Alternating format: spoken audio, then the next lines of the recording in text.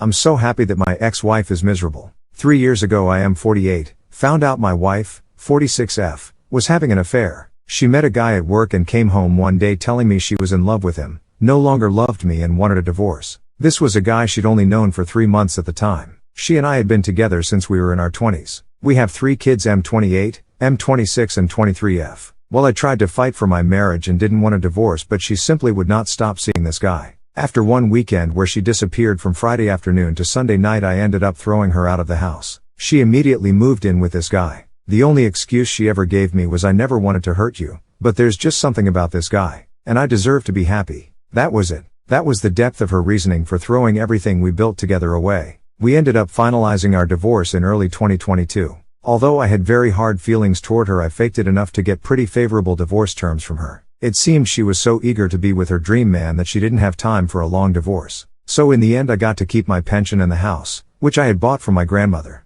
I did have to give her half of my 401k, however. The effect on our kids was pretty devastating. All 3 of them took it very hard. My oldest son told her that if she chose this man he'd never have a relationship with her again. As of right now, neither of our sons has a relationship with their mother. Our daughter does talk to her from time to time, but their relationship is very strained to say the least. My daughter is a very kind person and she tries, but she usually ends her conversations with her mother even more upset than when they started. About 4 months after the divorce, my ex contacted me out of the blue. She told me she had made a terrible mistake and asked if she could come home. Her dream man turned out to be an alcoholic who she says is verbally abusive and wasted all of her money. I used this opportunity to tell her exactly what I thought of her as a person, a wife and a mother. I told her this was her life now and to deal with it. I told her she no longer had a home at this house and to never contact me again. Then a few things happened over the last year that have driven her to start trying to contact me again. First off, I met someone. My sister introduced me to a friend of hers who is also divorced, and she and I hit it off. We've been seeing each other since last summer, and while we've agreed that neither of us wants to get married again, we are together. Once my ex heard about this, she once again tried to contact me, but I ignored her. My son also got married and didn't invite his mother. She again contacted me to try to get me to intervene on her behalf.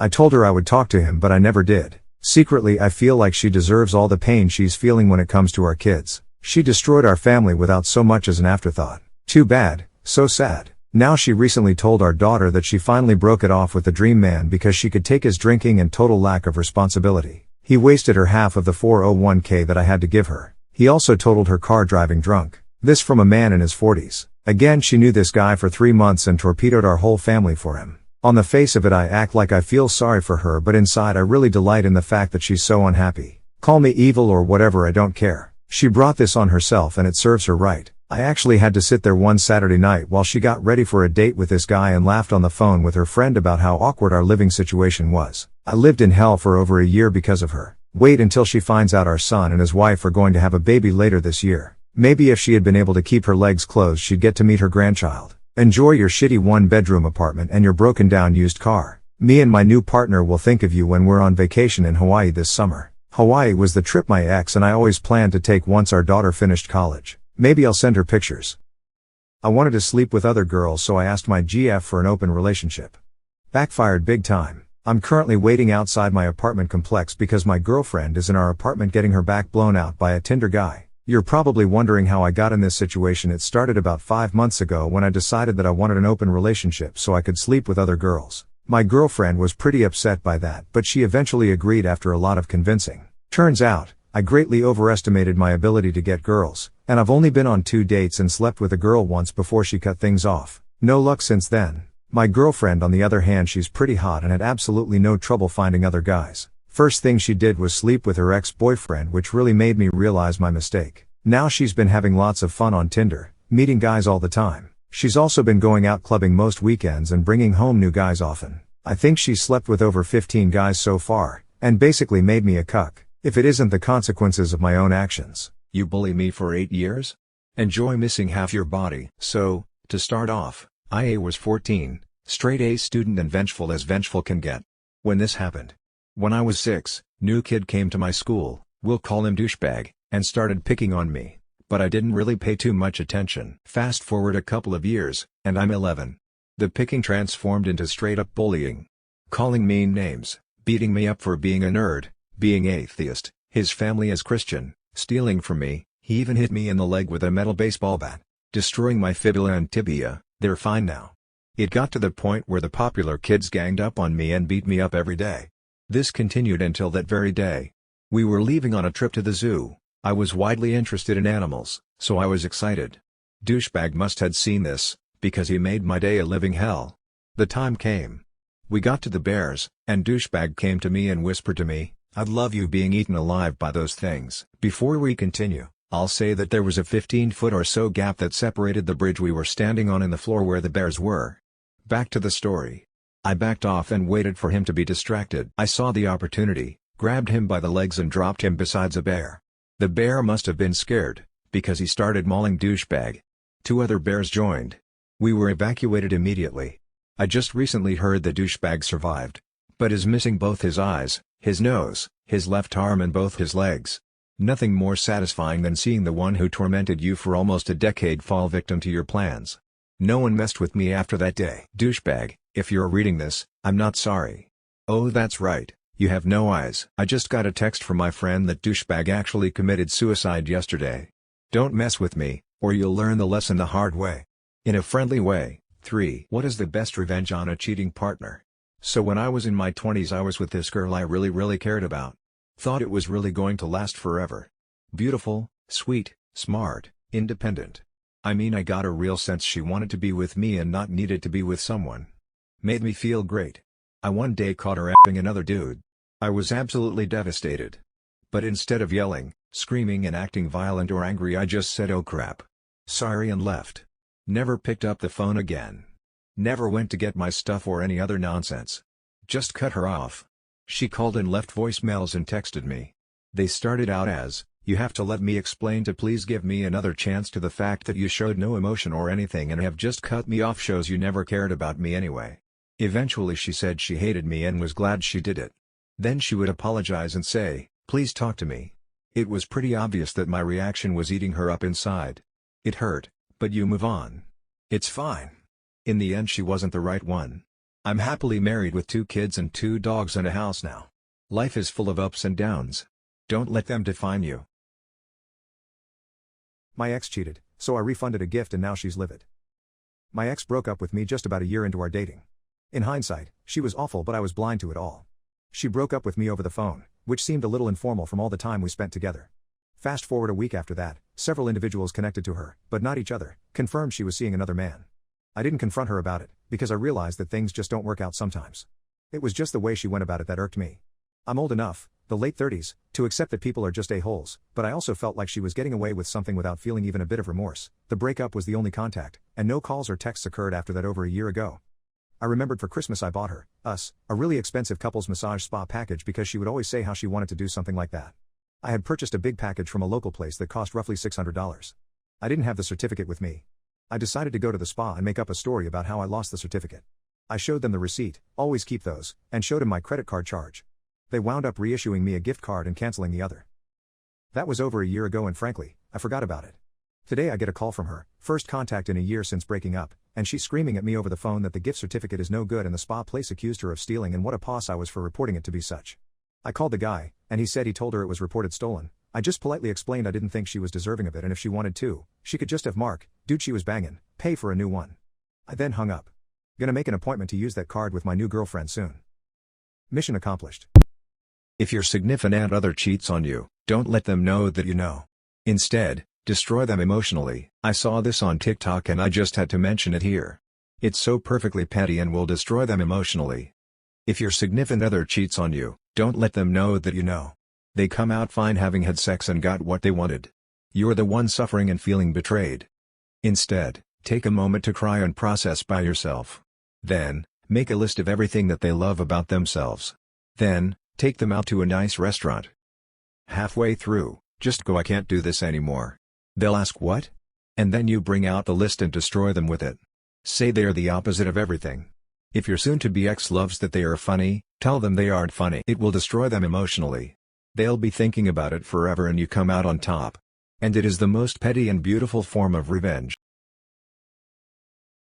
Never underestimate a child's ability for revenge. When I was much younger, I was molested by a few different people, on different occasions. One almost broke my spirit, but I got my revenge in the end. Being little, and in the 4th grade, there wasn't much I could do physically, but I bided my time. After being held out of school by my grandfather, who told me to put on a dress that was much too small and wanted me to sit on his lap. I did neither, but a degree of molestation occurred anyway. I felt dirty, degraded, but most of all I was pissed. I threw myself even farther into my schoolwork and waited, tick, tick, tick. My father, who worked nights, was asleep in his room before his shift started. My grandfather and I were in the living room watching television, he in his recliner and I on the couch. He started making noises like a puppy here, hopping on his stomach, forcing the air from his lungs, and vomited into the small trash can next to his chair, then grabbed his chest and looked at me. Confused, I asked if he was okay, and all he could say was, I knew from CPR training from the Girl Scouts that he was having a heart attack. I sat on the couch and held eye contact with him, smiling. I waited, and waited, and waited, until he fell unconscious, and it was likely too late for anything to be done before getting my dad, and telling him what was happening in the living room. Dad called 911, and the ambulance came to take the old man away, and I was sent to the neighbor's house, while Dad followed the ambulance in his own vehicle. The old pervert died in the hospital, and I had to play the tearful granddaughter at the funeral. I guess I wasn't a very good Girl Scout after all. I met my old workplace bully whilst he was on a date. So back in June, I left a very toxic workplace of 8 years. I mainly left due to having a breakdown from being overworked. But this one particular person made working there even worse on top of the excessive work. This guy was 1 year younger than me. He was a 30-year-old man, the type of guy that appears to have peaked in secondary school, very jock-like mentality and childish too. He was part of my team of 4. I was civil with him just because I had to work with him, but he was my workplace bully. Apart from just the general workplace banter, this guy, let's call him Chris, was relentless with his teasing. What would usually be classed as playful always pushed to bullying from him because he never knew when to quit. And if he noticed you were getting stressed or annoyed, he'd use you as a target of his teasing for the rest of the day. He would be super nice to you when it's just the two of you, but as soon as he has an audience, he picks his victim and will tease them constantly in what he would call playful. And if you ever got annoyed and stood up for yourself, he'd say Hess only messing and make out like Hess the victim. He's that type of person. One specific thing that he absolutely lost any respect I had for him was when I was still working there, some ex-employee wrote a very aggressive and angry review on Glassdoor about the company. Just because this person used a phrase that I use, Chris thought the review was me. As much as I proved that it wasn't me, didn't even have a Glassdoor account at the time. He was relentless with campaigning around the office that I was the one that wrote it. I also believe he told the boss that I was the one that wrote it once I left, and that's why I didn't get any freelance work from them afterwards. So after I left my workplace, my old team still have a group WhatsApp that I'm a part of, and we still talk almost every other day on it. After I left, the group chat went a bit quiet. I assumed they made a new one of just them, which is fair. But the chat still kept going occasionally. I unfollowed and unfriended Chris on Facebook and Instagram because I just didn't want to be associated with him anymore. In the middle of the group chat, he broadcasts, "Why did you unfollow and unfriend me on Facebook?" whilst also adding me.